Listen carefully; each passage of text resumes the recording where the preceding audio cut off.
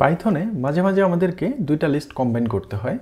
যেমন এখানে দেখুন আমার একটা লিস্ট আছে পার্সন এবং আরেকটা লিস্টের ভিতরে সেই পার্সনের এজ আছে। যদি আমরা এই দুইটা লিস্টকে কম্বাইন করতে চাই তাহলে আমরা পাইথনের জিপ মেথডটা ইউজ করতে পারি। যেমন এখানে আমরা জিপের ভিতরে পার্সন এবং কম্বাইনকে যদি দিয়ে দেই তাহলে সে একটা কম্বাইন জিপ ইনস্ট্যান্স রিটার্ন করবে এবং ফাইনালি সেটাকে আমরা লিস্টে কনভার্ট করে দিয়েছি।